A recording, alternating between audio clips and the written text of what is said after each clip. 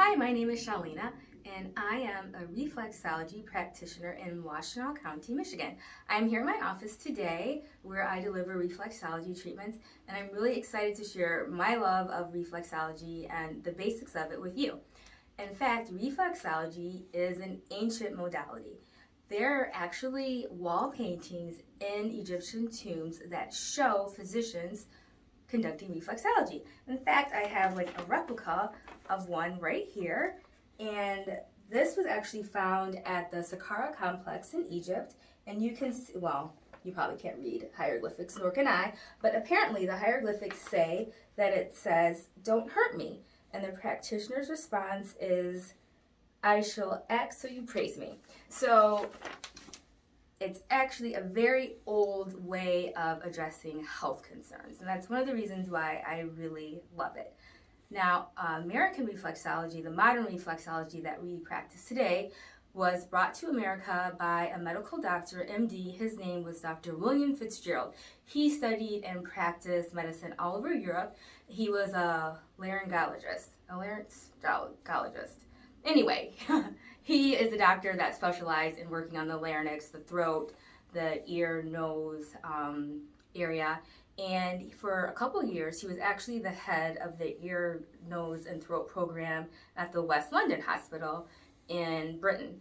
But later on in his career, he moved to Connecticut, and he brought what was called zone therapy at the time to America.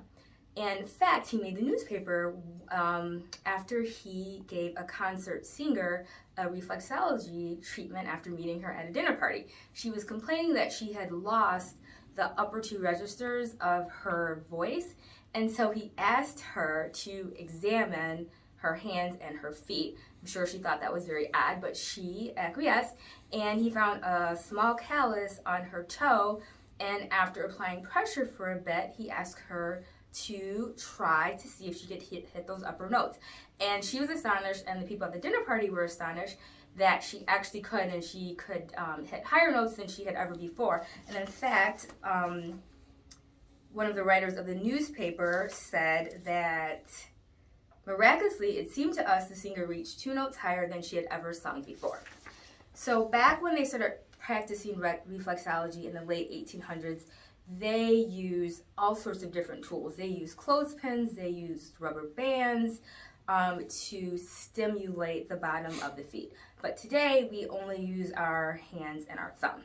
So what exactly is reflexology? Reflexology is the science of stimulating the energetic pathways that run from the bottom of your feet to every part, organ, gland, and system in your body. So if you're familiar with traditional Chinese medicine and other ancient medicine systems, you know that they believe in meridians, and that's one of the things that acupuncturists tap into is all these energetic pathways throughout our body. And that's what reflexologists do as well. And also, the ancients knew that every part of our body was mapped on our hands, on the bottom of our feet, in our eyes, in our mouth, and even in our ears. So you can stimulate your face and stimulate your whole body, the same with your hands or the bottom of your feet. The reason why the feet's one of the best ways to address your entire body is that there's over 7,000 nerve endings on the bottom of your feet. It was saying that it was... Right, go. So what's so great about reflexology? Well, one of the main benefits is that it relieves tension. And you may know that they estimate that up to 75% of disease is directly attributed to stress. It's linked to cardiovascular issues, gastrointestinal issues, circulation problems, backaches, headaches. There's a plethora of things that stress does to your body that is very bad. And reflexology reduces a lot of this tension. It also helps with overactive glands and organs. And if you think about tension and why it's so hard on your body, it's like a tourniquet around your body that just stops the free moval of energy and resources, nutrients around your body. It's like an electrical system. When there's a short in one part of it, you have a problem in the entire system, and it can affect the whole system. So it's imperative that blood and nerve supplies is reached. So what's so great about reflexology? Well, one of the main benefits is that it relieves tension. And they actually say that up to 75% of disease is attributed to stress and tension. So if you think about it, stress causes all sorts of issues with the circulatory system, with your gastrointestinal system. It's been linked to backaches, shot adrenals, headaches, all sorts of problems. So reflexology does a wonderful job of reducing tension, which helps reduce your likelihood of having disease. The other thing is it helps the supply of, how do I want to say that? It improves the circulation and blood supply to the central nervous system. And it's imperative that blood and nerve supply to every organ and gland be at its maximum. If you think about an electrical system, when there's a short in any part of the system, it inhibits the entire system. It's not good for the entire system, and that's the same with your body. You don't want tension anywhere, and you want to make sure you have the maximum circulation and nerve conduction to all parts of your body. And reflexology helps with that. It also enhances the ability of nutrition to enter the cells and waste to leave the cells. And it increases the flow of oxygen throughout your entire body. So the practice of reflexology in the early 1900s, they had so many documented cures for all sorts of different ailments. It was very successfully used by dentists as well, oddly. They would use it to anesthetize their patients. Now, of course, modern reflexologists do not do anything of that nature. And in fact, since the early 1900s, there's been increasing regulation on natural health practitioners. So there's so many things that the reflexologists of old don't do today. So for instance, reflexologists today do not give medical advice. We do not prescribe, we don't diagnose, we don't treat for specific conditions, and we certainly don't use it to anesthetize people so they can have their teeth pulled without pain. But we do all sorts of other wonderful things today. So it is safe for everyone, which is a wonderful thing. It's used on the elderly and also on infants and children. It's just when reflexologists practice on children, they're very careful about their ankle and their feet bones because they're still developing. And we're also careful with pregnant women in the uterine area so as to avoid stimulating any sort of contractions. Now, one of the great things about it and why it's great for everyone is that it helps your body achieve homeostasis. Now, homeostasis is the way a living organism maintains balance despite their environment. So whether it's hot or cold, sunny, whether you're thirsty or hungry or whatever, your body's always working to maintain an equilibrium. And reflexology enhances this. It helps tremendously with overactive glands and organs. It helps them return to normal. It also helps invigorate and stimulate underactive organs and glands. Now, what if you're like, I'm in great health? Is it going to hurt me? No, actually, then it will just help with your stress relief and tension. It can't unbalance an already balanced person. Okay, go.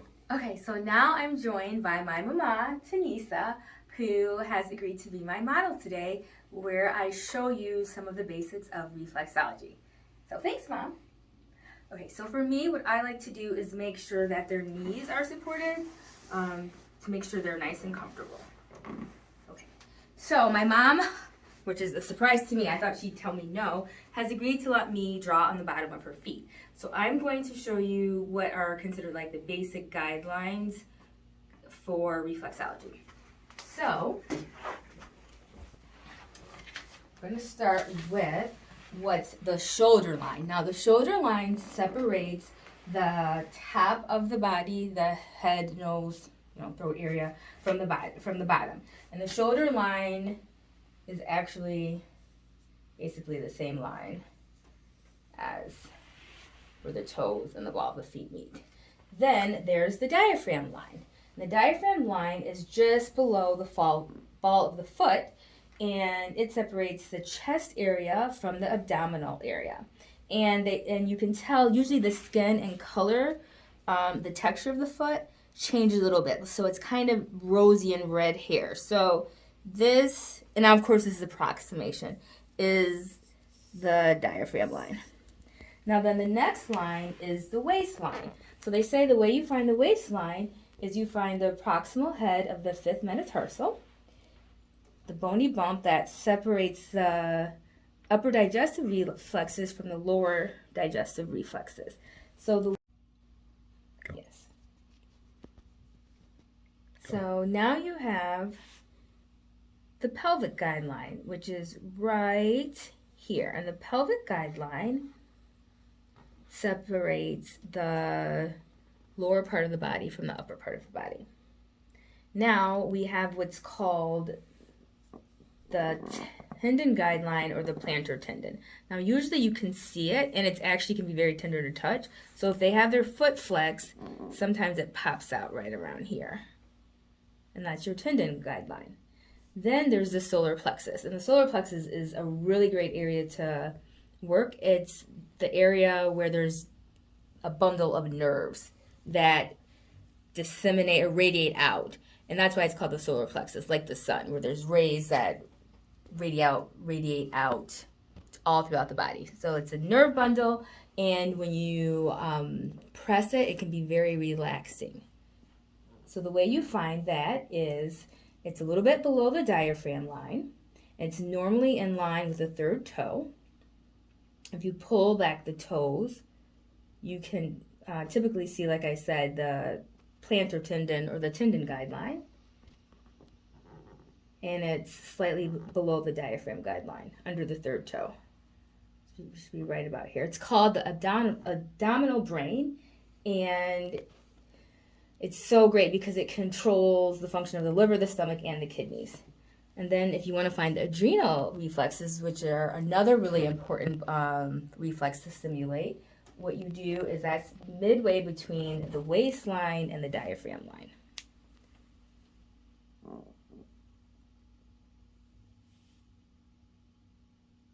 Can you stop that?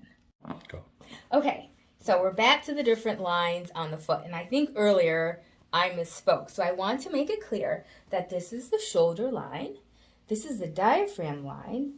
This is the waist guideline. And down here, where the foot kind of gets pinkish again, is the pelvic guideline. So back to talking about finding the adrenal reflex. So the adrenal reflex is midway between the waistline and the diaphragm guideline, between the first and second metatarsals. So the adrenal reflex, you always want to try to work because so many people have adrenal issues. Okay, so now to reflexology. Anybody can benefit from it, like I said, and there's very basic tools. Basically what you need are your hands. You need to make sure that your nails are clipped. I've accidentally nicked people before, so mortifying. So you should not have long nails, long thumbnails at least, when you're practicing reflexology. Now, some people have sweatier feet, and if your hands are slipping, then you can use something like cornstarch to keep them a little bit dry so the sweat doesn't make you slip when you're doing your reflexology. Now, it's important when you start that you get yourself together, meaning energy transfer is real. And so if you're agitated or if you have a headache or you're hungry or if you're just not all there, your touch will not be as welcome. You can transfer that hectic energy. So you don't want to do that. So you want to make sure that you're calm, that you've taken deep breaths, that you yourself are grounded, and that you can totally focus on your client.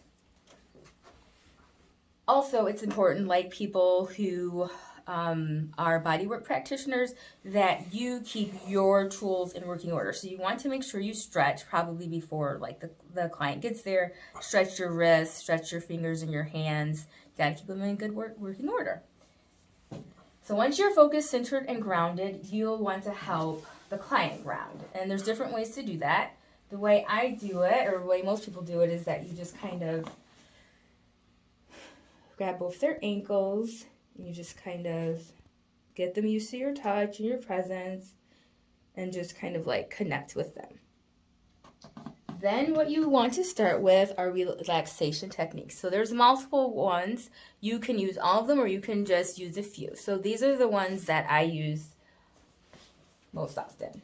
I start with what's called a diaphragm walk. Now the diaphragm walk, you'll have your hand vertical. Your thumb will be placed vertical. This is one of the rare times in reflexology where your thumb will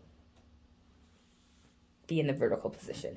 So in the diaphragm walk, you just bend their foot down while you press along their diaphragm line. And this should be very relaxing to them. And you'll want to do it a couple times.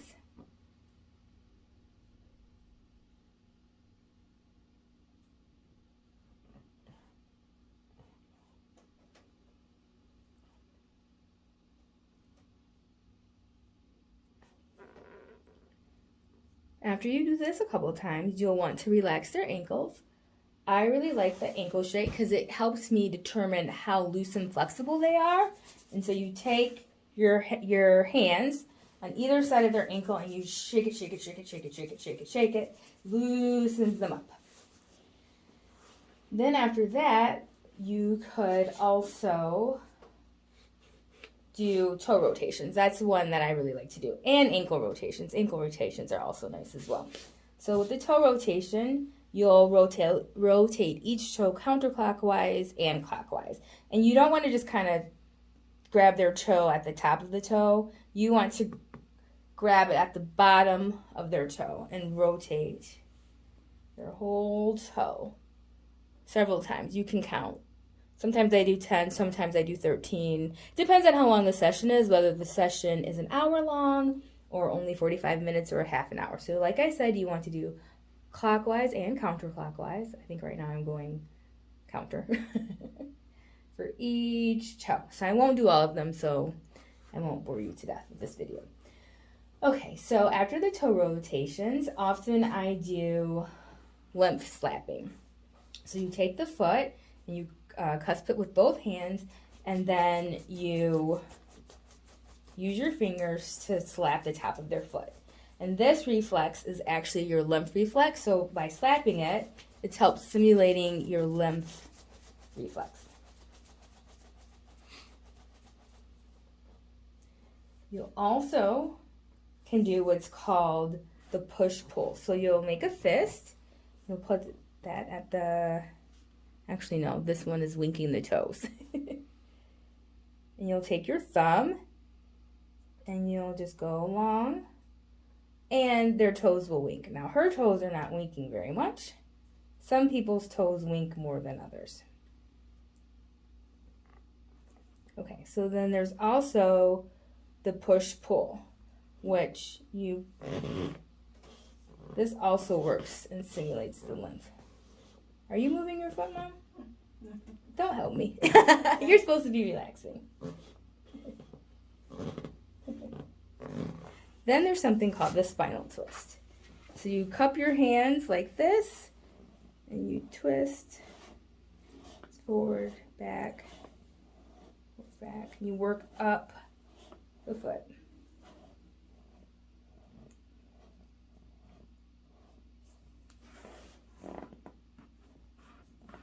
Then you can also find the solar plexus area, and you can press on that. It's great to do it in unison with their breathing pattern. It's very relaxing.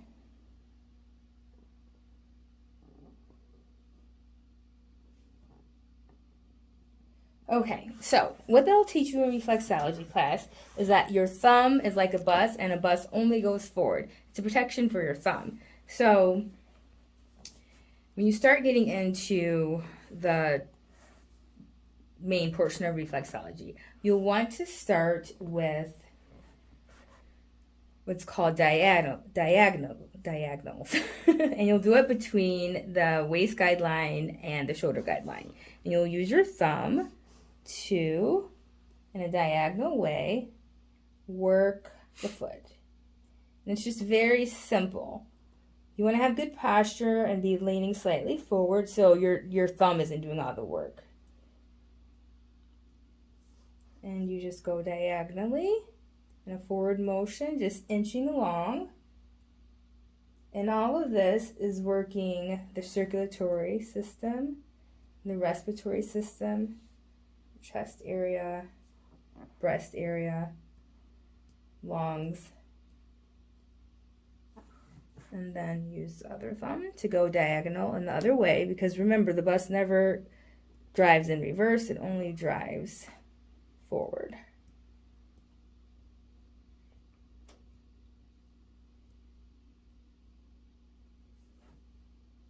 This is really great for the heart, circulatory system, and the respiratory system.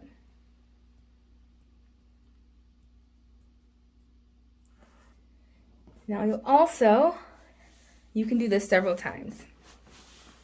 Next, you'll want to use a horizontal position to work between the diaphragm line and the waist guideline. That looks like this.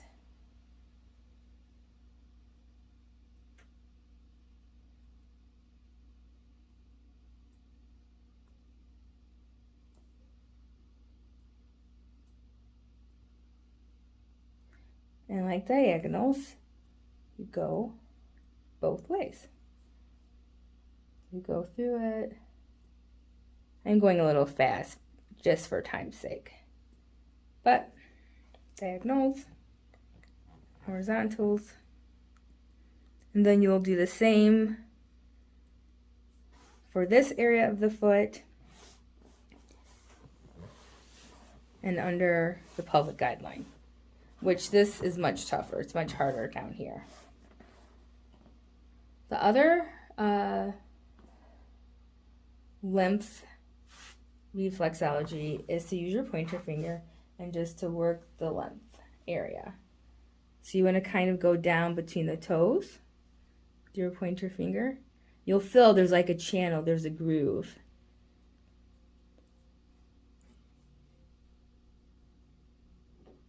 Now, sometimes my fingers can get kind of tense. Like you see right now, I'm like this. That's actually not very good. I should be relaxed except for the finger.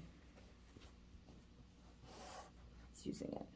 You can use, and then you work back the other way.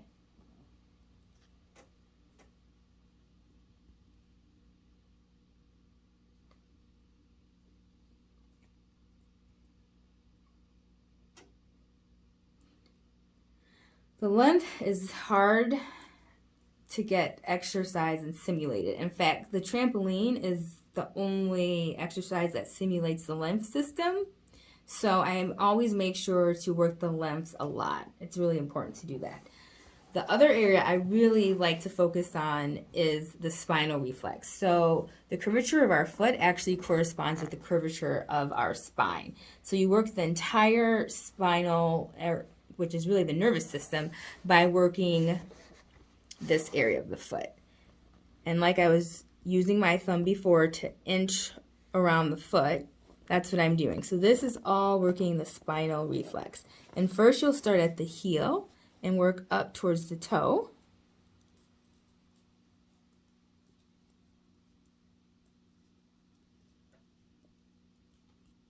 And then back again.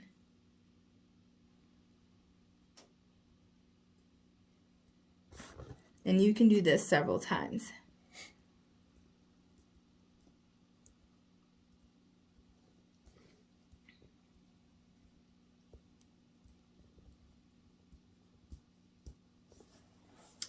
The other important area is called the pineal gland hook.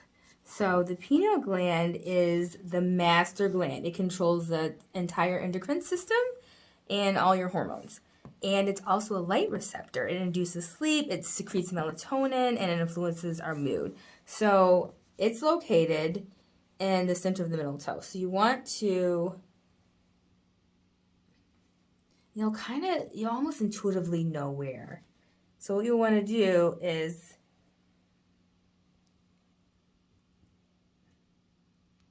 I don't know if you can see, you might have to come from this angle. It's called the pineal gland hook. You're just stimulating where the pineal gland is.